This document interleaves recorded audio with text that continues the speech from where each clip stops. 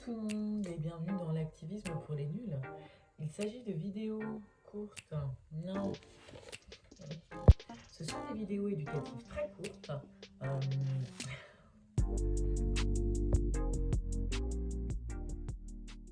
Hello les amis et bienvenue dans l'activisme pour les nuls. Ce sont des vidéos éducatives courtes qui permettent d'expliquer des sujets compliqués mais plus simplement. Donc voilà, je sais pas pour vous, mais moi la première fois en milieu activiste, c'était comment dire intense. Il y avait des gens d'identités différentes qui parlaient de choses différentes dans un langage inconnu. Donc voilà. Après, on ne peut pas tout savoir sur tout, mais en y repensant, je me suis dit qu'à l'époque, j'aurais bien aimé avoir accès à une information facile à digérer, histoire de comprendre le concept dans les grandes lignes.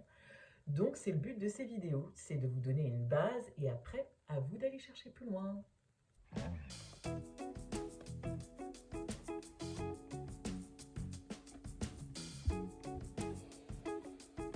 Dans la famille, amour, sexualité et genre, je voudrais le polyamour. Avant de commencer, je tiens à ce qu'on se mette d'accord sur 2 points. Primo, c'est pas parce que le polyamour n'est pas pour vous qu'il faut tout de suite avoir un discours haineux. Après tout le monde est libre de faire ce qu'il veut, non? Deuxio, les informations que je vous donne sont génériques. Ce que j'entends par là, c'est qu'elles ne sont pas fixes. Je vous explique ici le concept. Donc si vous êtes dans une relation polie et que vous regardez cette vidéo et que vous vous dites c'est normal, on vit tous nos histoires d'amour différemment. Mais du coup, si vous êtes dans une relation polie et que vous avez envie potentiellement de partager votre expérience, n'hésitez pas à le faire dans les commentaires et aussi à laisser votre avis par rapport au contenu de cette vidéo. Et le polyamour, qu'est-ce que c'est alors? Le polyamour, c'est lorsqu'un individu est capable d'aimer plusieurs personnes à la fois et d'entretenir plusieurs relations en même temps. C'est à différencier avec la relation ouverte ou le couple libre, où dans ce cas-là, il s'agit d'un couple qui ouvre sa relation pour y accueillir une tierce personne, seule ou accompagnée, et généralement l'intérêt est plutôt sexuel, mais pas que. Lors de mes recherches, je me suis aussi aperçue que la différence se trouve au niveau du point de départ, c'est-à-dire qu'on ne peut pas être seul et être dans une relation libre. En revanche, on peut très bien être célibataire et être polyamoureux, amoureuse, amourix.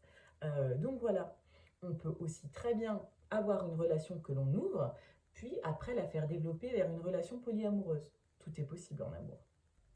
Et concrètement, alors, ça donne quoi? Ok, d'accord. Essayons d'imaginer. Imaginons une situation dans laquelle nous avons Marc. Marc fréquente Julie et en même temps a une autre amoureuse qui s'appelle Imani. Julie, pendant qu'elle date Marc, fréquente d'autres personnes. En effet, elle fréquente Yasmina, mais aussi Joe. Yasmina, de son côté, a une autre relation avec une autre personne, avec Sam. Tout cet ensemble de relations et toute cette dynamique est ce qu'on appelle un polycule, à savoir qu'il peut avoir des dynamiques différentes. Certains couples diront qu'ils ont une relation primaire, ce qui serait le cas de la relation que Marc et Julie entretiennent. Et après, autour, il y a des relations qui s'y greffent et qui sont des relations dites secondaires. Certains couples aussi diront qu'ils n'ont pas de relation primaire et qu'ils entretiennent des relations égales, où les partenaires ont le même niveau d'égalité. Donc voilà, après, bien évidemment, ce ne sont pas les deux seuls schémas qu'il existe dans la relation polyamoureuse. Pour l'anecdote, j'ai essayé deux relations polyamoureuses. Pas par conviction, mais parce que la situation s'est présentée et que j'étais curieuse, donc j'étais ce qu'on appelle polycurieuse. Après, j'ai pas essayé pour la vidéo, non. Mais voilà, j'ai eu un crush sur un mec qui était dans une relation avec une nana, une relation qui était déjà polie à la base. Et du coup, ils en ont parlé et voilà, ça s'est fait comme ça. Après, ça n'a pas duré longtemps parce que lui, il n'était pas dans un état d'esprit pour.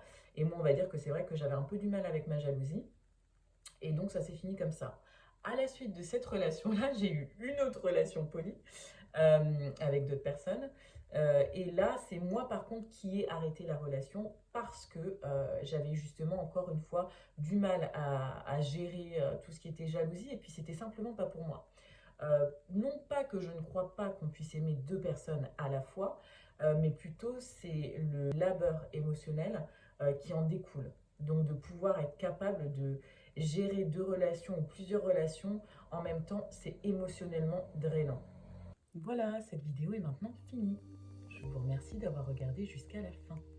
Si toutefois vous voulez en savoir un peu plus sur le polyamour, je vous invite à regarder la chaîne YouTube Concrètement Moi. Je mettrai le lien dans la description de la vidéo. En attendant, n'hésitez pas à liker, commenter, partager et moi je vous dis à bientôt dans une prochaine vidéo de l'activisme pour les nuls. Salut les amis!